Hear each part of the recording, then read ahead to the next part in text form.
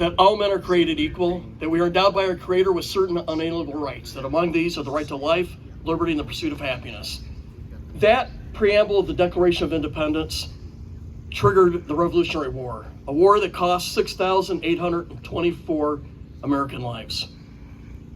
Compared to World War II or Civil War, that number is small, but that small population, and when you figure in that over 6,500 American POWs died in British prison camps, it was 1% of the population at the time.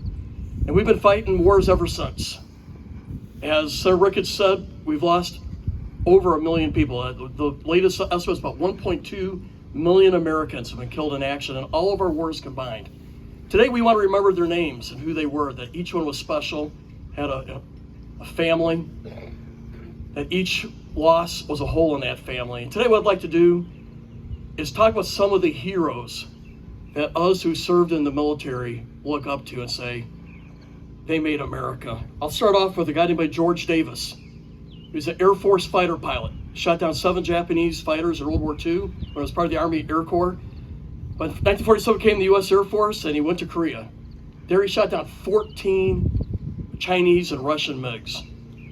And the day when he died, he was the leading ace in the Korean War.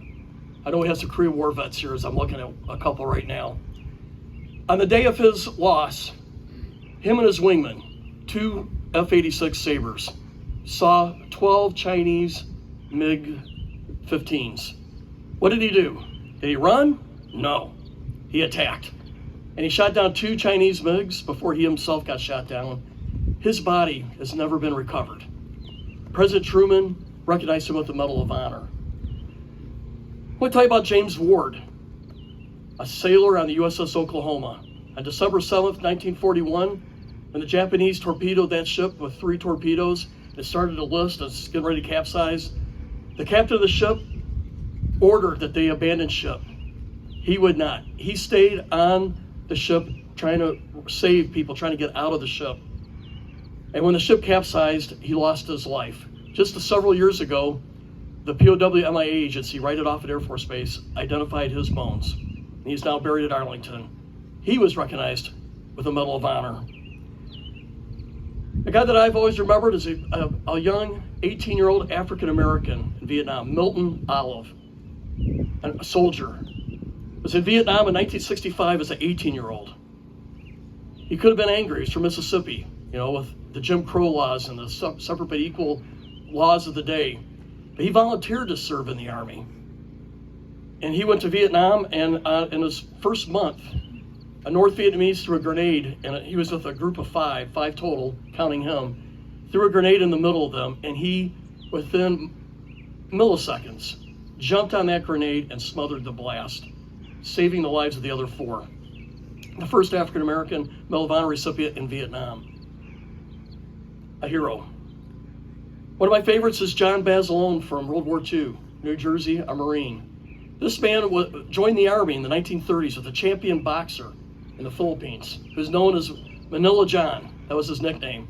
But he got out of the Army, started driving trucks, says not for him, so he joined the Marines in 1940. He's in Guadalcanal in 1942. He's on the left wing of our forces in the Marines in Guadalcanal.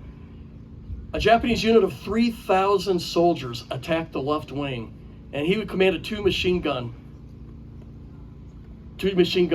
units. They fired nonstop for 3 days. If you ever see the movie Pacific, there's a scene where there's a whole field of dead enemy from those 2 machine guns. They said he fired his machine gun nonstop for 3 days. He had burns on his arms from the machine guns, about the heat of the barrels. Then he put him on war bonds, and he didn't like it. Going around touring the United States, he was a combat guy. He asked 3 times to go back into combat, and they finally acquiesced. They sent him to Iwo Jima in 1945, and he was killed in action on the first day of battle. Before he was killed, he got on top of a Japanese machine gun nest, a bunker, and was able to throw grenades into the holes, killed everybody in there. Then he guided a tank through a minefield, and then he was killed by an airfield by a mortar that went off by him, John Basilone. But we have our own heroes here in Nebraska. I think of Randall Shugart, a special operator in Somalia, Black Hawk Down. He was the guy that asked repeatedly to go on the ground behind enemy lines to save the downed helicopter pilots. He was able to pull 2 out. One was dubbed, and he saved one. We got him in a safe spot and fought to his last bullet before he died, trying to protect that helicopter pilot. Volunteered to save his life, or to save that pilot's life, and gave his life for it. Medal of Honor recipient, born and raised in Lincoln, Nebraska. Of course, we have Miguel Keith, as Senator Ricketts mentioned, killed in 1970, Medal of Honor recipient. He was with a unit that was being attacked by a much bigger Viet Cong or North Vietnamese unit. And as the command post was being overrun, he charged it. One guy against a big group. Killed 3 of them, dispersed the others, but he was mortally wounded. But he saw another group of 15 North Vietnamese, and he attacked them as he was bleeding, killed 4 more, and dispersed that crowd. In other words, he saved that command post and saved many Americans' lives. We also have had more recent heroes right here. Dagan Page. I think of a family, the Nelson family that lost their son that was a SEAL in 2011. We have approximately 50 Gold Star families right here in Omaha, and our hearts are with you. So today I close with this. I think I say this for all of us, but I know at least for me, I thank God that we've had people that are willing to serve and put their lives on the line for our country. I thank God for their bravery. I thank God for those Gold Star families who've had to live that pain, but we thank them for their own service. I thank God for our freedoms, because they paid for these freedoms that we have today. I won't forget the men who died, who gave that right to me. God bless America.